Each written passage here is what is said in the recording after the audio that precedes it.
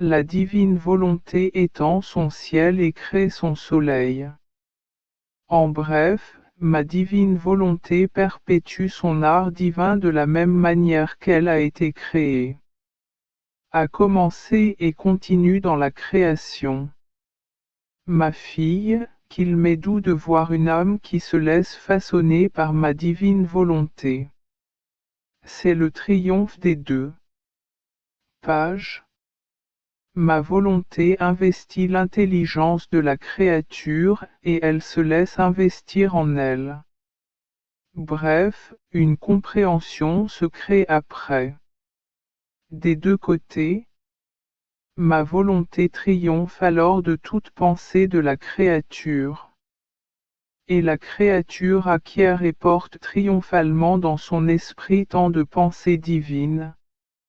Ainsi, ma divine volonté triomphe en donnant à la créature et en prenant possession d'elle. L'âme triomphe lorsqu'elle le désirait, reçoit et attire à elle tous les actes accomplis par ma volonté et se rend capable d'aimer et de sanctifier, tout comme la divine volonté est capable d'aimer et de sanctifier. Et la divine volonté étend son ciel et crée son soleil. Bref, ma divine volonté perpétue son art divin de la même manière qu'elle a été créée. A commencé et continue dans la création.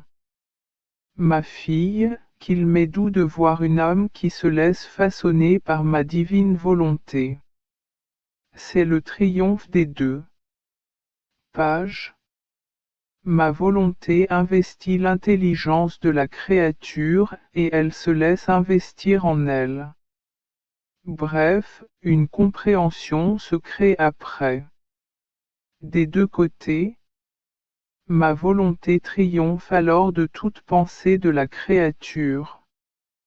Et la créature acquiert et porte triomphalement dans son esprit tant de pensées divines. Ainsi, ma divine volonté triomphe en donnant à la créature et en prenant possession d'elle. L'âme triomphe lorsqu'elle le désirait, reçoit et attire à elle tous les actes accomplis par ma volonté et se rend capable d'aimer et de sanctifier, tout comme la divine volonté est capable d'aimer et de sanctifier. Et la divine volonté étend son ciel et crée son soleil. Bref, ma divine volonté perpétue son art divin de la même manière qu'elle a été créée. A commencé et continue dans la création. Ma fille, qu'il m'est doux de voir une âme qui se laisse façonner par ma divine volonté. C'est le triomphe des deux. Page. Ma volonté investit l'intelligence de la créature et elle se laisse investir en elle. Bref, une compréhension se crée après. Des deux côtés, ma volonté triomphe alors de toute pensée de la créature. Et la créature acquiert et porte triomphalement dans son esprit tant de pensées divines. Ainsi, ma divine volonté triomphe en donnant à la créature et en la prenant possession. L'âme triomphe lorsqu'elle le désire et l'accueille. Suite. Je me suis abandonné au divin fiat, et mon doux Jésus a ajouté, ma fille, dès le début de la création, ma divine volonté a été de devenir la vie des créatures. J'ai pris sur moi le devoir de garder cette vie entière, belle et forte dans la création, en donnant à chacun de ces actes un acte divin, un acte au sommet de sa sainteté, de sa lumière, de sa puissance et de sa beauté, ma volonté s'est mise à attendre que la créature lui rende ce qui lui appartenait. Il lui appartient de faire de la création un miracle de vie divine, digne de sa sagesse et de sa puissance. Pour comprendre cela, il suffit de dire que ma divine volonté Elle a dû façonner sa vie en chaque créature, et elle a mis dans cette œuvre tout le soin et toutes les qualités infinies qu'elle possédait. Quelle beauté! Il y aurait ces vies divines dans les créatures. En les regardant, il nous faudrait trouver notre propre reflet, notre propre image, l'écho de notre propre bonheur. Quelle joie ce serait! Ce serait une fête pour nous et pour les créatures. Et maintenant, sachez que quiconque ne fait pas ma divine volonté et ne vit pas selon elle, veut détruire en nous pour lui-même la vie divine qu'il devrait posséder. Détruire sa propre vie, quel crime! Qui ne condamnerait celui qui veut détruire la vie de son corps? Ou celui qui ne voulait pas manger, souffrait de faim et de maladie et ne pouvait rien faire? Quiconque ne fait pas ma volonté détruit sa propre vie, voulue par la bonté de Dieu. Et celui qui fait ma volonté, mais pas toujours, et qui n'y vit pas, faute d'une nourriture constante et suffisante, n'est que pauvre et malade. Un homme émacié, décharné, incapable de faire quoi que ce soit de bien. Et s'il peut faire quelque chose, c'est sans âme et sans valeur. Car seule ma volonté peut donner la vie. Quel crime, ma fille, quel crime qui ne mérite aucune pitié. Mon bien-aimé Jésus avait l'air fatigué. Et je me suis réveillée. La douleur de tant de vies détruites était si forte. J'ai moi-même ressenti la souffrance et j'ai dit à Jésus, mon amour, dis-moi ce qui ne va pas. Oui. Tu souffres tant? La destruction de la vie divine de ton adorable volonté est ta plus grande souffrance. C'est pourquoi je te prie. Conduis vers son royaume, afin que cette souffrance se transforme en joie et que la création ne vous apporte que repos et bonheur. J'ai erré dans la création. De suivre tous les actes de la volonté divine qui s'y trouvent. Arrivé au jardin d'Éden, où Dieu créa le premier homme, Adam. De m'unir à lui dans cette unité de volonté qu'il possédait avec Dieu et dans laquelle il accomplit ses premiers actes à la première époque de la création. Je me suis dit, qui sait quelle sainteté possédait Adam, mon premier père, quelle valeur avaient ses premiers actes dans le royaume du fiat divin. Puis-je supplier pour qu'un royaume aussi saint revienne sur terre, puisque je suis seul à lutter pour un si grand bien. Mais quand j'ai pensé ainsi, mon Jésus, éternel amour, est sorti de moi et m'a envoyé des rayons de lumière. Cette lumière s'est transformée en paroles et m'a dit, ma fille, l'aînée. Fille de ma volonté, parce que tu es sa fille, je veux te révéler la sainteté de celle qui possède le royaume de mon divin fiat. Au commencement de la création. Ce royaume avait sa propre vie, son propre règne parfait et son propre triomphe complet. Il n'est donc pas entièrement étranger à la famille humaine. Et puisqu'il ne lui appartient pas étranger, il y a de l'espoir qu'il revienne vers elle pour régner. Sachez qu'Adam possédait cette sainteté lorsqu'il fut créé par Dieu. Et ça, mes actes, même les plus petits, étaient si précieux qu'aucun saint, ni avant ni après ma venue sur terre, ne peut égaler sa sainteté. Et tout, les actes de tous les saints n'ont pas la valeur d'un seul acte d'Adam, car il possédait dans ma divine volonté la plénitude de la sainteté, la totalité de tout. Bien divin, savez-vous ce que signifie être plein? Cela signifie être rempli à ras bord, au point de déborder de lumière, de sainteté, d'amour et de tous les attributs divins, jusqu'à ce qu'il remplisse le ciel et la terre, sur lesquels lui, Adam, régnait et où s'étendait son royaume. Ainsi chacun de les actes accomplis dans cette plénitude de bien divin avaient une telle valeur qu'aucun autre bien, quels que soient les sacrifices et les souffrances de la créature qui fait le bien, mais sans posséder le royaume de ma volonté et sa domination absolue, aucun autre bien ne peut se comparer à l'un de ces biens dans son royaume. La gloire et l'amour qu'Adam m'a donné lorsqu'il vivait dans le royaume de ma divine volonté, personne ne me les a donnés. Car il m'a donné la plénitude et la totalité de tous les biens en lui, dans ses actes. Et ces actes ne se trouvent que dans ma volonté. Hors d'elle, ils n'existent pas. Ainsi Adam possédait ses richesses, ses actes d'une infinité. Valeur que ma volonté éternelle lui a transmise en présence de la divinité. Car Dieu, en le créant, n'a laissé aucun vide en lui, et tout a été.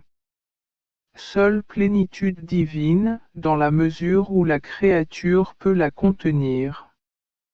C'est pourquoi, lorsqu'il tomba dans le péché, ses œuvres ne furent pas détruites, ni les richesses, ni la gloire et l'amour parfait qu'il avait donné à son Créateur. Et par la puissance de ses actes et son action dans mon divin fiat, Adam a mérité. Rédemption. Non, il était impossible à quiconque possédait le royaume de ma volonté, même pour un court instant, de rester sans rédemption. Quiconque possède cet royaume entre dans de tels liens et de telles lois avec Dieu que Dieu lui-même ressent la force de ses propres chaînes, qui, le liant, l'empêchent de s'en libérer. De cette créature. Sa charmante majesté se retrouva dans la situation d'un père qui avait un fils qui était la cause de nombreuses conquêtes, de grandes richesses et une gloire incompréhensible. Rien de ce qui appartient à un père ne porte la marque des actes de son fils. La gloire et l'amour de son fils résonnent partout. Mais ce fils, malheureusement, est tombé dans la pauvreté. Un père ne peut-il pas avoir de la compassion pour son fils s'il ressent l'amour, la gloire et la richesse dont il l'entourait? Partout et de tous côtés. Ma fille, vivant dans le royaume de notre volonté, Adam a pénétré nos frontières, qui sont infinies, et les a placées partout. Sa gloire et son amour pour son Créateur. Et en tant que Fils, il nous a apporté richesse, joie, gloire et amour par ses actes. Son écho a résonné dans nos cœurs. À l'intérieur, comme le nôtre l'est dans le sien. Or, le voyant tomber dans la pauvreté, comment notre amour pourrait-il ne pas ressentir de compassion pour lui, si notre soi divin lui-même? La volonté nous a combattus et a défendu celui qui vivait en elle. Voyez-vous ce que signifie vivre dans ma divine volonté, quelle importance cela revêt? Dans ma divine volonté il y a la plénitude de tous les biens divins, ainsi que la totalité de tous les actes possibles et imaginables, elle embrasse toute la divine volonté. Essence. L'âme qui vit dans la divine volonté est dans ma volonté comme un œil dans la lumière du soleil qui est entièrement empli de sa lumière. Bien que les rayons du soleil se reflètent entièrement dans la pupille de l'œil, leur lumière pénètre également à l'extérieur, illuminant l'homme et la terre entière, sans s'échapper au-delà de l'intérieur de la pupille. Et tandis que sa lumière reste dans l'œil, il voudrait prendre la pupille jusqu'au soleil, faire le tour de la terre avec lui et lui faire faire ce que fait la lumière, et de percevoir les actions de l'élève comme une preuve de ton amour. L'âme qui vit dans ma volonté en est une image. Ma volonté la remplit d'une telle plénitude qu'elle ne laisse aucune trace. Il n'y a pas de vide dans l'âme. Puisque l'âme n'est pas capable de posséder toute l'immensité divine, ma volonté la comble dans la mesure où la créature le peut. Pour la contenir. Et sans se séparer, ma volonté demeure hors de l'âme, introduisant la pupille de la volonté de l'âme dans l'infinité de sa lumière, pour faire qu'elle accomplisse ce que fait ma divine volonté, qu'elle reçoive l'échange de ses œuvres et de son amour. Oh! La puissance de mon divin fiat agissant dans la création, qui accepte de se revêtir de sa lumière et ne rejette pas son règne et son royaume. Et si Adam méritait la compassion, c'est parce que, pour la première fois, de son vivant, il était dans le royaume de la divine volonté. Si la souveraine céleste, bien que seule, a pu obtenir la venue du Verbe sur terre, alors cela s'est produit. Parce que j'ai donné toute liberté en moi-même au royaume du fiat divin. Si mon humanité elle-même était capable de créer le royaume. La rédemption, c'est parce qu'elle possédait l'intégrité et l'immensité du royaume de la volonté éternelle. Qu'il est douloureux de voir des créatures privées de la noblesse de la vie.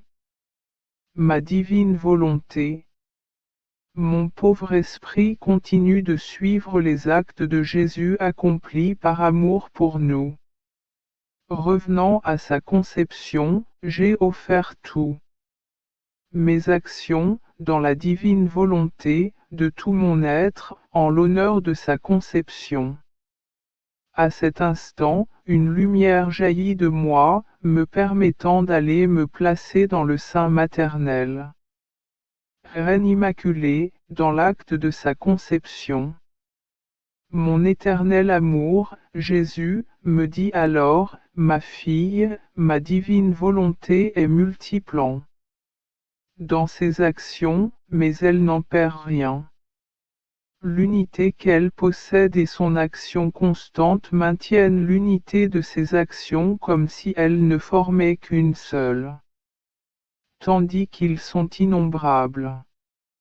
Et maintient toujours en eux un acte continuel, sans jamais s'arrêter, en les gardant toujours nouveaux, frais, merveilleux, et prêt à l'offrir à quiconque le désire. Mais en le donnant, ma divine volonté ne le sépare pas de ma volonté. Car ma volonté est lumière. Vertu de la lumière, c'est se donner, se répandre, s'étendre autant qu'elle le veut, mais sans se séparer. Car elle a la vertu de la lumière, qui est indissociable par nature. Voyez-vous, même le soleil possède cette vertu. Imaginez une pièce aux volets fermés. Il n'y a pas de lumière dans la pièce. Mais si vous ouvrez les volets, la lumière emplit votre pièce. La lumière est-elle séparée du soleil? Non, non. La lumière est dilatée et amplifiée, sans un seul rayon. Une goutte séparée de sa source. Bien que la lumière elle-même ne soit pas séparée, tu possèdes la bonté de cette lumière comme si elle était tienne. Ma divine volonté est plus que le soleil.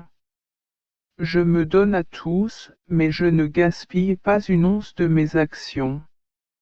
Maintenant, mon fiat contient ma conception toujours en action. Tu as vu comment la lumière des actes de mon fiat accompli en toi s'est étendue jusqu'au sein de la souveraine Dame céleste, de sorte que ton Jésus, le Très-Haut, a été conçu en. C'est l'unité de ces actes qui, en les centralisant tous en un seul point, crée ces miracles et ma vie. C'est pourquoi je demeure conçu dans ces actes. Ma divine volonté, dans les actes de la Reine Mère et dans vos actes accomplis dans ma volonté. Ainsi, je suis continuellement conçu dans tous ces actes. Qui possédera le royaume de ma volonté? Car tous ceux qui possèdent ce royaume reçoivent la plénitude des biens de ma vie.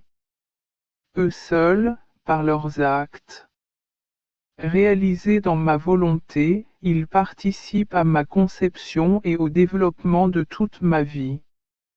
Il est donc juste qu'ils en reçoivent tous les biens qu'elle contient. En revanche, ceux qui ne possèdent pas ma volonté ne reçoivent que des fragments des biens que j'apporte sur terre avec tant d'amour. Ceci. Les créatures semblent donc affamées, instables, inconstantes, les yeux et les cœurs tournés vers les choses éphémères. N'ayant aucune source de lumière en elles-mêmes, mon Éternel. Ils préfèrent ne pas se nourrir de ma vie. Faut-il s'étonner alors qu'il ait le teint pâle, qu'il meure d'envie d'accomplir le véritable bien, et s'il y parvienne? Pour qu'il fasse ne serait-ce qu'un peu de bien, c'est toujours avec difficulté et sans lumière, et qu'il devienne si déformé qu'il suscite la pitié. Alors je me suis senti bouleversé et j'ai ressenti tout le poids de mon exil long et difficile. Je me suis plaint à mon bien-aimé Jésus qu'il avait ajouté encore plus de martyrs et de sacrifices. Loin de ma patrie céleste, je lui ai dit, comment peux-tu avoir de la compassion pour moi? Comment peux-tu me laisser seul, à la merci de tes aimés Will? Comment peux-tu me laisser si longtemps dans ce pays d'exil? Mais quand j'ai déversé ma tristesse, Jésus, tout ce que j'avais, ma vie, il est apparu en moi et m'a dit, ma fille, la terre est un exil pour ceux qui ne font pas ma volonté et n'y vivent pas. Cependant, pour ceux qui ils y vivent, la terre ne peut être qualifiée d'exil, mais de simple échappatoire. Lorsqu'ils la traversent et y pensent le moins du monde, l'âme se retrouve au paradis. Patrie non pas comme quelqu'un qui revient d'exil et ne sait rien de cette patrie, mais comme quelqu'un qui savait déjà que cette patrie était la sienne, qui en connaissait la beauté, la splendeur et le bonheur de la ville éternelle. Ma volonté ne tolérerait pas que quiconque y vive en exil. Pour que cela arrive, ma volonté. Il faudrait changer la nature, la constitution, entre celui qui vit selon ma volonté au ciel et celui qui vit sur terre. Ce que ma volonté ne peut ni ne veut faire. Pour quelqu'un qui quitte son foyer, l'exil signifie-t-il s'en éloigner? Absolument pas. Peut-on parler d'exil dans le cas de quelqu'un qui se rend dans sa région natale?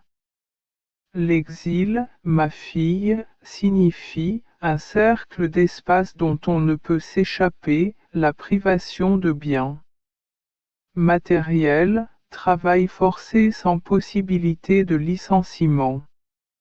Ma divine volonté ne sait pas faire cela. Et tu le vois, tu le vis, ton âme ne sait pas les limites du lieu ou de l'espace. On peut le transporter n'importe où, au soleil, dans le ciel. Parfois, on s'échappe dans les régions célestes. Et combien de fois ne vous êtes-vous pas immergé dans la lumière infinie de votre Créateur? Où ne pouvez-vous pas aller? Dans la mer, dans les airs, partout. Ma volonté elle-même est ravie, elle vous pousse là-bas et vous donne envie d'aller partout. Elle serait malheureuse de voir celui qui vit en elle bloqué et privé de tout. Liberté. Ma divine volonté, au lieu de vider l'âme, la remplit de ses biens, la rend maîtresse d'elle-même, transforme les passions en vertus, les faiblesses en vertus divines. La force. La volonté de Dieu apporte d'innombrables joies et bonheurs. Elle donne par grâce ce qu'elle est par nature, stabilité et immuabilité éternelle. L'exil est pour ceux qui est, tourmenté par ses passions, privé de pouvoir sur lui-même, incapable d'aller et venir en présence de son Dieu. Et si il croit faire quelque chose de bien, mais ce bien est mitigé et enveloppé de ténèbres. Les vertus du pauvre exilé sont forcées, instables. C'est un esclave. Ses propres malheurs, et cela le rend malheureux. C'est tout le contraire pour ceux qui vivent dans ma divine volonté. Je ne tolérerai pas. Pour te maintenir en vie pendant ton exil. Ton Jésus t'aime trop. Comment pourrais-je supporter ton exil? Et si cela? Je le tolère parce que je sais que ma volonté ne garde pas sa petite fille en exil, mais dans ses biens, dans sa lumière, libre et maîtresse d'elle-même, dans le seul but de créer son royaume en vous et de prier pour cela, pour le bien de la famille humaine. Et vous devriez vous en réjouir, sachant que tout les désirs, les aspirations et les soupirs de ton Jésus sont pour le royaume de ma volonté sur la terre, pour ma pleine gloire, pour la venue du Fiat Voluta Tua sur la terre. Comme au ciel, je voulais parler de ces gens qui, en lisant ces œuvres, non seulement sont incapables de comprendre ces vérités, mais semblent les considérer comme des vérités auxquelles on ne devrait pas accorder d'importance. Cela m'a profondément perturbé. Pour moi, ces vérités sont comme des soleils, tout plus beaux les uns que les autres et capables de illuminer le monde entier. Pour d'autres, c'est l'inverse. Il semble que pour eux, ces vérités ne soient même pas capables de réchauffer le monde ou de lui apporter la moindre lumière. Je pensais à cela quand mon Jésus bien-aimé m'a dit, ma fille, tout ici-bas, tant dans l'ordre naturel que dans l'ordre terrestre. Le surnaturel est voilé. Il n'est révélé qu'au ciel, car dans la patrie céleste, il n'y a pas de voile. Les choses sont vues telles qu'elles sont. Ce qu'ils sont. Ainsi, là-haut, l'intellect n'a pas besoin de faire d'efforts pour les comprendre, car les choses apparaissent telles qu'elles sont. Et si, dans cet endroit heureux, il y a du travail, si l'on peut vraiment parler de travail, c'est être heureux et profiter des choses que l'on voit ouvertement. Ce n'est pas le cas ici. Puisque la nature humaine est composée d'un corps et d'un esprit, le voile de la chair empêche l'âme de voir mes vérités. Les sacrements et tout le reste sont voilés. Moi-même, Parole du Père, j'avais le voile de mon humanité. Toutes mes paroles et mon évangile prenaient la forme d'exemples et d'images. Tous ceux qui, ils sont venus à moi pour m'écouter avec la foi dans leur cœur, avec humilité et le désir de connaître les vérités que je leur ai révélées afin de pouvoir les mettre en pratique. Ils m'ont compris. Ils ont déchiré le voile qui masquait ma vérité. Avec foi et humilité, ils ont vu le bien dans mes actions. Ils ont voulu connaître ma vérité. C'était leur œuvre. Et grâce à cette œuvre, ils ont déchiré le voile et trouvé mes vérités telles qu'elles sont en elles-mêmes. C'est pourquoi ils sont restés attachés à moi et au bien qui contenait mes vérités. D'autres n'ont pas fait ce travail. Ils ont touché le voile de mes vérités, mais pas le fruit qu'elles contenaient.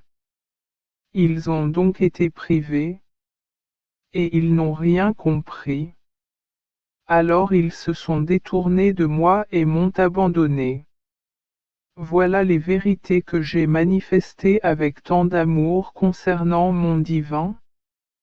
Pour que mes vérités brillent comme les soleils dévoilés qu'elles sont, les êtres doivent faire leur part, parcourir le chemin qui les touche, et à travers ce chemin.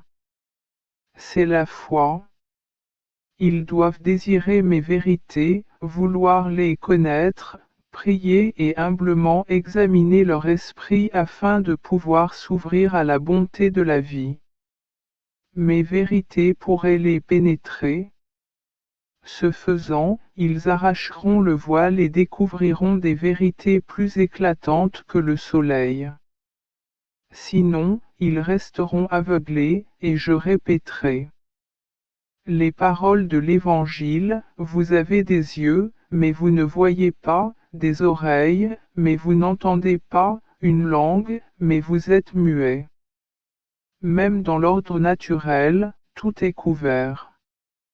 Les fruits ont la peau extérieure.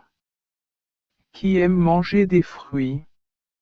Celui qui va à l'arbre, cueille le fruit et enlève la peau qui le cache. Il aime les fruits et les cultive. Qu'il désire devenir sa nourriture. Les champs sont couverts de paille. Qui enlève le bien caché sous la paille. Celui qui enlève la paille recueille ce qui est abondant. Le grain sert à former le pain et à en faire votre nourriture quotidienne. En bref, tout ce qui est en dessous est recouvert d'un voile qui le donne. L'homme a le travail, la volonté et l'amour nécessaires pour la posséder et l'aimer. Or, mes vérités dépassent de loin ce qui est naturel et apparaissent aux êtres. Comme de nobles reines voilées, se consacrant à la création. Mais mes vérités désirent l'œuvre de la création. Elles veulent connaître les étapes de la volonté créatrice qui sont les rapprocher pour les connaître, les posséder et les aimer. Ce sont les conditions nécessaires pour déchirer le voile qui les cache. Lorsque le voile de la vérité est levé, la vérité. Ceux-ci apparaissent dans la lumière pour se donner à celui qui les cherche. C'est pourquoi certains lisent les vérités sur ma divine volonté sans comprendre ce qu'ils lisent. Quoi? De plus, ils sont désorientés. Ils manquent de volonté réelle pour les connaître. On pourrait dire qu'ils manquent de travail pour les connaître.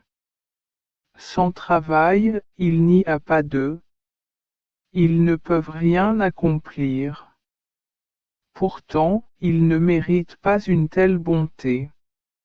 Et moi, à juste titre, je leur refuse ce que je donne abondamment aux humbles à ceux qui. Je désire ardemment le grand bien de la lumière de mes vérités. Ma fille, combien de mes vérités sont étouffées par ceux qui ne veulent pas les connaître et ne veulent pas les connaître. À faire leur petit travail pour les posséder. J'ai l'impression qu'ils m'étrangleraient s'ils le pouvaient. Dans ma douleur, je me sens obligé de répéter ce que il est dit dans l'Évangile, je le ferai par des actes, je prendrai à ceux qui n'ont rien ou peu de mes biens. Je les laisserai dans leur misère noire. Car ces âmes, ne voulant pas de mes vérités et ne les aimant pas, s'y accrochent sans les apprécier et ne portent aucun fruit. Et je donnerai plus abondamment à ceux qui les possèdent. Car ils garderont mes vérités comme de précieux trésors et les feront porter des fruits toujours plus grands. Dans l'ordre divin, le donateur est toujours Dieu. Il est le premier à accorder ses dons à la créature. Mais s'il ne fait rien pour rendre à son Créateur, même un peu d'amour, la gratitude, un petit sacrifice, on n'en voit plus rien. Car en ne nous donnant rien, on brise le lien et on détruit une merveilleuse amitié qui devait exister. Née de nos dons mutuels. Ma fille, donner et recevoir sont les premiers actes nécessaires qui démontrent clairement notre amour de la création et il nous aime.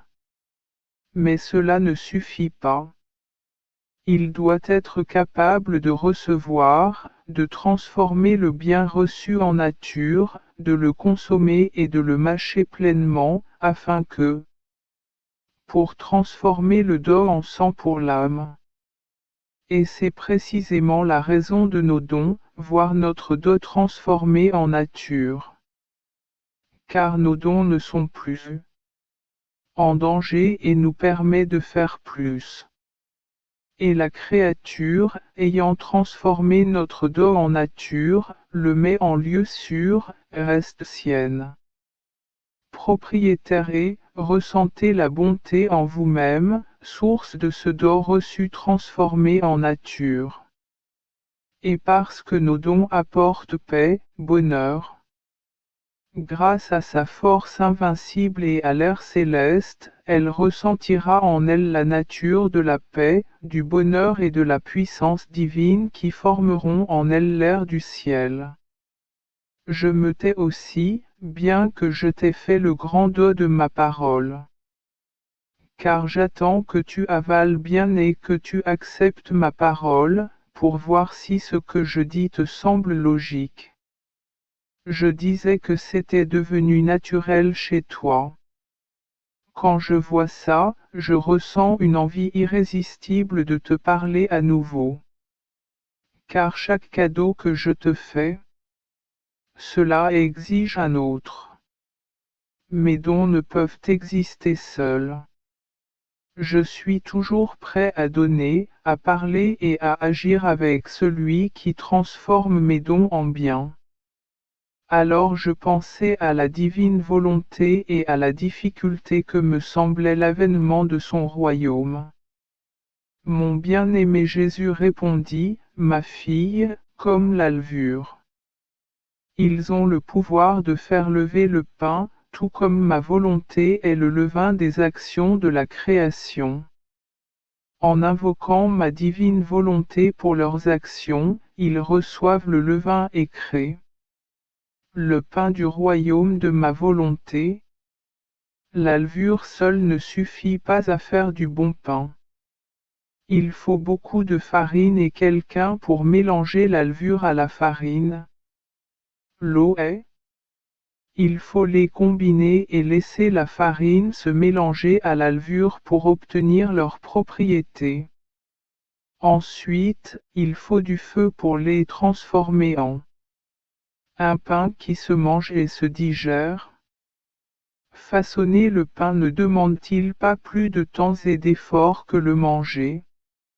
Le sacrifice vise à le former. La consommation est immédiate et l'offrande peut être goûtée. Par conséquent, ma fille, il ne suffit pas que mon divin fiat ait le pouvoir de fermenter ton œuvre et les purifier de la volonté humaine, afin de les transformer en pain de la volonté divine.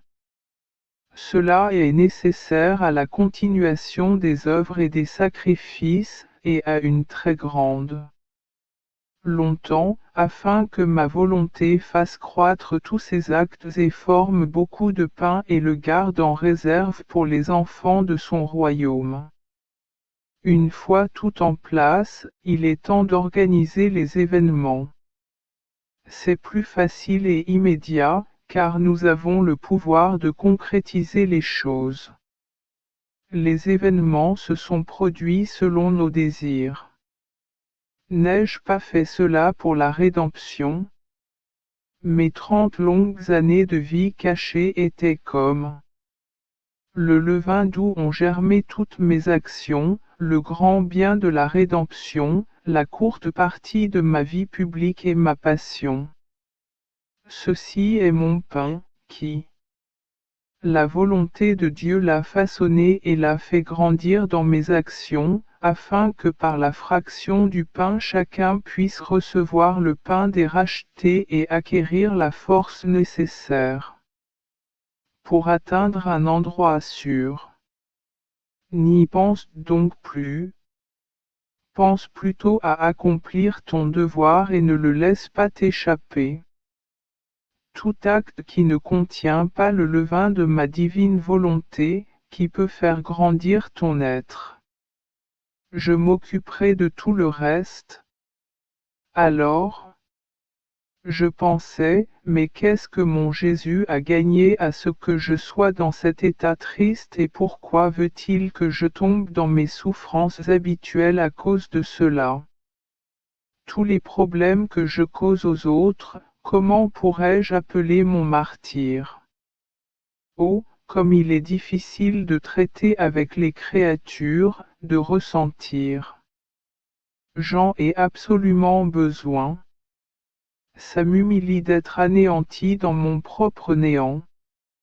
Je pensais à ça et à d'autres choses quand mon doux Jésus. Il me dit, ma fille, veux-tu savoir ce que j'ai gagné de tout cela? Ma divine volonté s'est accomplie, et c'est tout pour moi. Un seul accomplissement. L'acte de ma divine volonté embrasse tout le ciel, la terre et moi-même. Il n'est pas d'amour que je ne trouve en lui, il n'est pas de bien qu'il ne possède, il n'est pas gloire qu'il ne me donne pas. Tout le reste demeure centralisé dans l'acte accompli de ma volonté. L'heureuse créature qui accomplit cela peut me la donner. Dire, je t'ai tout donné, même toi-même, je ne peux rien te donner de plus. Parce que ma divine volonté contient tout, il n'y a ni chose ni bien qui lui échapperait. Quand je fais ce que je veux, l'être découvre que c'est ma volonté en lui. Et je peux dire, en te donnant la grâce de te permettre de, en accomplissant l'acte de ma volonté, je t'ai tout donné. En vérité, en accomplissant cet acte, mes souffrances surgissent, mais pas, mes paroles aimées. Les œuvres redoublent et tendent à être données aux créatures. Car ma divine volonté, agissant aussi dans les créatures, met en mouvement toutes nos travailler pour donner naissance à une nouvelle vie. Et tu me demandes ce qui en est résulté. Ma fille, pense à faire de ta vie un acte constant de ma part. Volonté. Ma fille, tous les actes accomplis par la créature dans la divine volonté sont confirmés par Dieu comme actes divins. Cette confirmation constitue la vie de ces actes. Ils sont marqués d'un sceau divin, comme des actes indestructibles, toujours nouveau et d'une beauté enchanteresse. Je peux nommer les actes accomplis dans ma volonté divine, nouvelle création de la création. Lorsqu'elle accomplit ses actions selon ma volonté, mon fiat vient imposer sa puissance créatrice, et son acte est confirme. Cela se passe comme dans la création, la force créatrice de ma volonté s'est empressée de créer toutes choses qui sont restées inchangées et n'ont jamais changé. Le ciel, le soleil et les étoiles ont-ils changé? Ils sont tels qu'ils ont été créés, car là où ma volonté dirige sa force créatrice. La vie éternelle de cet acte perduré, une fois confirmé, ne peut jamais changer. Vous comprenez donc ce que signifie agir et vivre selon ma divine volonté, c'est la vie. Sous la domination de la force créatrice qui confirme et sécurise tous les actes de la création, les rendant immuables. Ainsi, vivant dans ma volonté, la créature. Il est resté établi dans le bien qu'il fait, dans la sainteté qu'il désire, dans la connaissance qu'il possède, dans le triomphe du sacrifice. La divinité de notre spontanéité. La volonté faite demeure sous la domination de l'amour, qui court irrésistiblement et désire offrir des dons à la créature. Ainsi, dans l'enthousiasme de notre amour. Par le contact de nos qualités divines, l'homme est né. Parce que notre être divin était un esprit très pur, il n'avait ni main ni pied. Les qualités divines nous ont servi de main pour façonner l'homme. Nous déversant sur lui comme un torrent impétueux, nous l'avons façonné, et par le toucher. Nous avons versé en lui les effets de nos plus hautes qualités. Ces traces sont restées en l'homme. Nous voyons en lui de merveilleuses qualités de bonté, de talent, l'intelligence et les autres. Elles sont la vertu de nos attouchements divins qui, en façonnant l'homme, produisent des résultats. Elles sont les signes de l'amour que nous lui portons, que nous avons formé et qui, bien qu'ils ne s'en souviennent pas, et peut-être même ne nous connaissent pas, accomplissent néanmoins leur fonction divine d'aimer notre être divin. Maintenant que, lorsqu'une personne touche un objet ou une personne, elle ressent l'empreinte de la personne touchée. Parce que les qualités divines demeurent en elle. L'impression de le toucher demeure dans nos plus hautes qualités, de sorte que nous la ressentons en nous-mêmes. Comment ne pas l'aimer? C'est pourquoi, à tel point. Comment l'homme agit conformément à notre volonté, nous le rencontrons avec de nouvelles inventions d'amour et notre joyeuse résolution de le faire. Toujours aimé. Ma fille bien-aimée, ma joie est immense lorsque la créature se souvient de mon amour dans la création de l'homme. Notre amour était semblable à l'amour. Mère donnant naissance à son enfant. Notre amour s'est empressé d'enfermer la créature en elle-même, afin que partout, à l'extérieur comme à l'intérieur d'elle-même, elle puisse. Elle entend la voix de notre amour lui dire « Je t'aime, je t'aime ». Le doux son de notre amour, lui murmure-t-elle à l'oreille, bat dans son cœur, et l'embrasse passionnément et, cela résonne fortement sur ses lèvres, l'embrasse dans nos bras paternels, comme s'il voulait lui dire triomphalement que notre amour, quel qu'en soit le prix, désire aimer la création. Rien n'est donc plus doux, rien de plus agréable que de se souvenir de l'amour avec lequel nous avons créé l'homme et toutes choses, et notre plaisir est si grand que pour l'heureuse créature qui se présente devant notre admirable majesté, nous rappelle un si grand amour, nous doublons nos liens d'amour pour elle, nous lui donnons de nouvelles grâces, une nouvelle lumière et, nous l'appelons celle qui renouvelle notre célébration. Car dans la création, tout était une célébration pour nous et pour tous. Et la création, se souvenant de ce que nous avons fait dans la création, célèbre notre amour, notre pouvoir, notre sagesse créatrice qui a créé l'univers entier avec une maîtrise sans précédent qui s'est surpassée. Création de l'homme. Ainsi, toutes nos qualités divines sont célébrées. La création contemple ce qu'elle a célébré à travers sa mémoire et ses petits échanges. L'amour. Nos qualités divines rivalisent les unes avec les autres pour se doubler, parfois l'amour, parfois la bonté, parfois la sainteté. En bref, chacune de nos. Il veut faire don de ses qualités divines, pour reproduire dans la création ce que nous avons accompli dans la création. Par conséquent, rappelez-vous souvent ce doux souvenir. L'amour incomparable que nous avons eu dans la création.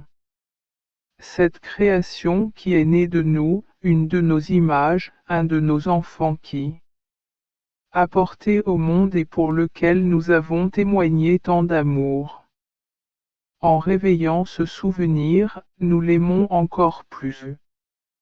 Ainsi, toute la création n'est pas rien d'autre que la manifestation de notre volonté d'amour envers la création.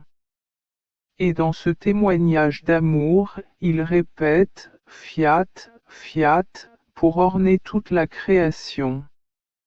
La création est sa marche d'amour. D'autant plus que chaque acte, chaque parole, chaque pensée accomplie dans notre volonté divine nourrit l'âme ce qui la préserve. La vie, qui la fait grandir et lui donne la force nécessaire pour créer suffisamment de nourriture et ne nécessite pas de jeûne. En fait, la continuité. Les actes ne sont rien d'autre que de la nourriture préparée au jour le jour pour qu'il y ait toujours quelque chose à manger. Sans ces actes, la pauvre créature n'aurait rien. Pour satisfaire sa faim, et ses bonnes actions, saintes et divines, mourront en lui. Si ces actions ne sont pas continues, la nourriture deviendra rare. Lorsqu'elle vient à manquer, la vie de bonté s'affaiblit. Cet affaiblissement entraîne une perte du goût et de l'appétit. En revanche, lorsque les actes sont continus, chacun apporte sa contribution, cela prépare la nourriture, l'un apporte de l'eau, un autre du feu pour la cuire, d'autres encore apportent des épices qui donneront du goût et apaiseront l'appétit. En bref, en d'autres termes, les actes répétés ne sont rien de moins qu'une cuisine divine dressant la table céleste de la création. Qu'il est beau de contempler la création. Il prépare la nourriture divine, perpétuant son action dans notre fiat, et se nourrit des aliments de notre patrie céleste. Car vous devez savoir qu'un seul saint, une pensée en appelle une autre, une parole, une bonne action en appelle une autre, et la nourriture crée la vie. Ma chère fille, quelle grande bonté! Vivre selon la divine volonté est étonnant et presque incompréhensible pour un être humain. Sachez que tout ce qui se produit de bon et de saint dans ma divine volonté est. La volonté n'est rien d'autre que la graine qui germe dans le champ de l'âme pour donner la lumière divine et créer un commencement qui n'aura pas de fin. Car tout ce qui se passe dans ma divine volonté est semé, germe et grandit magnifiquement sur la terre tant qu'il y vit, et trouvera son accomplissement au ciel. Le plus haut développement, la diversité de la beauté, les plus belles tonalités et couleurs lui seront accordées dans la patrie céleste. Cela signifie que chaque acte de la créature accomplira sur terre, lui donnera droit à une place plus grande dans la demeure céleste, en l'occupant plus tôt, car chaque acte supplémentaire de création apportera avec lui de nouvelles bénédictions, de nouvelles joies que ma volonté lui donnera. Mon divin fiat ne cesse jamais de donner à la créature. Elle veut. Elle a grandi en sainteté, en grâce et en beauté jusqu'à son dernier souffle ici-bas. Et elle se réserve le droit de donner le dernier coup de pinceau. Son triomphe dans les régions célestes a pris fin. Dans ma volonté, il n'y a pas d'arrêt. Les circonstances de la vie, parfois la souffrance, parfois l'humiliation, et parfois la gloire, façonnent des chemins qui peuvent toujours être suivis en elle. Et, lui donner carte blanche pour s'aimer et créer de nouvelles graines divines que le fiat divin s'engage à les nourrir et à les faire grandir de manière admirable jusqu'à leur accomplissement dans la gloire céleste.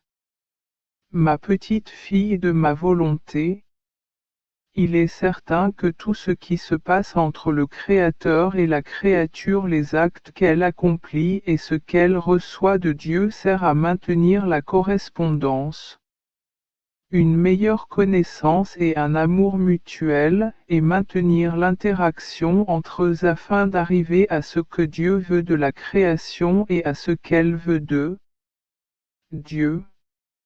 Chaque acte est donc un jeu préparé pour réaliser les plus belles conquêtes et se surpasser. Cet acte est la matière du jeu, et la promesse que le vainqueur aura quelque chose à offrir. Dieu, en donnant, tient ses promesses. Et la créature, par son acte, se fait sienne. Nous établissons le jeu. Notre bonté est si grande que nous nous affaiblissons pour permettre à la création de gagner. Parfois, nous devenons plus forts et gagnons. Nous le faisons pour stimuler la compétition. En multipliant les activités, on obtient plus de garanties et on peut ainsi gagner pour compenser la défaite. Comment pourrions-nous Comment maintenir l'unité si nous n'avions rien à offrir à la création et si elle n'avait rien non plus à nous offrir? Vous voyez donc que chacun. Cet acte est une promesse qui nous est faite. Il nous permet d'accorder de plus grandes grâces. C'est une correspondance que tu ouvres entre la terre et le ciel. C'est un jeu par lequel vous invoquez votre Créateur pour qu'il vienne à vous. De plus, chaque acte accompli par un être animé de la volonté divine est une graine divine plantée en lui. Pousse. Cet acte prépare la terre sur laquelle ma volonté jette sa semence afin qu'elle puisse germer et devenir une plante divine. Car de la semence jetée, cette plante est née dans le sein de la terre. Voyez-vous donc la nécessité de la création pour que nous puissions s'aimer notre semence divine? Où donc pouvons-nous la s'aimer? Où trouver un endroit si nous n'avons pas de terre?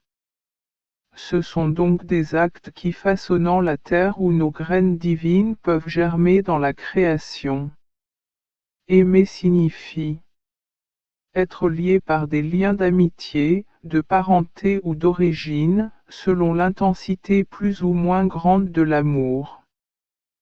Car de la graine semée, cette plante est née dans le sein de la terre. Voyez-vous donc la nécessité de la création pour que nous puissions s'aimer notre semence divine? Où donc pouvons-nous la s'aimer?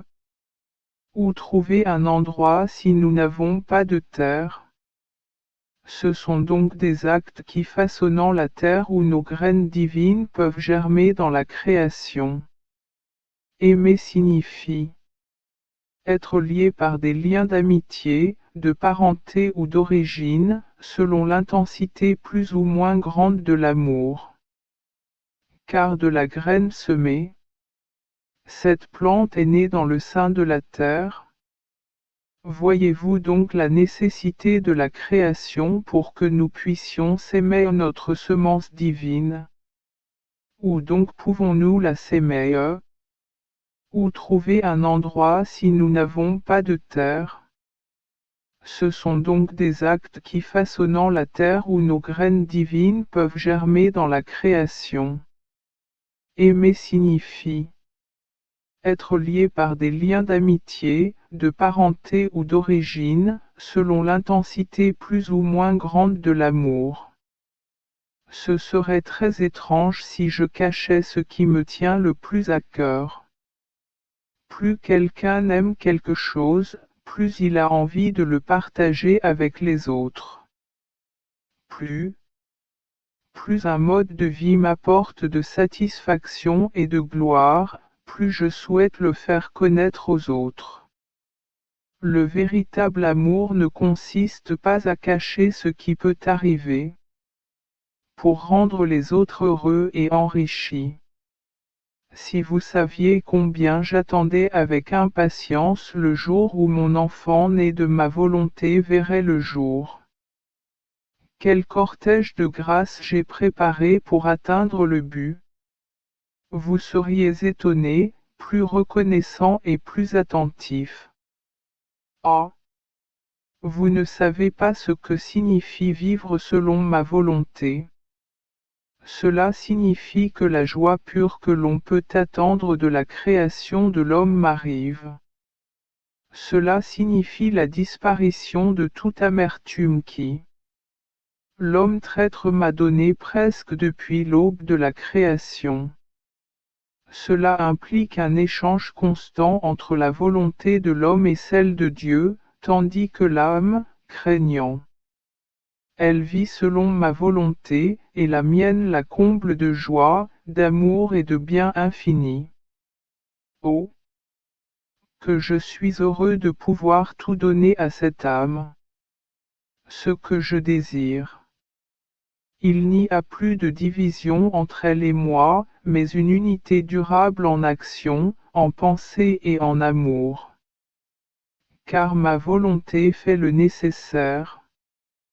Pour tout, nous vivons en parfaite harmonie et en communauté de bien.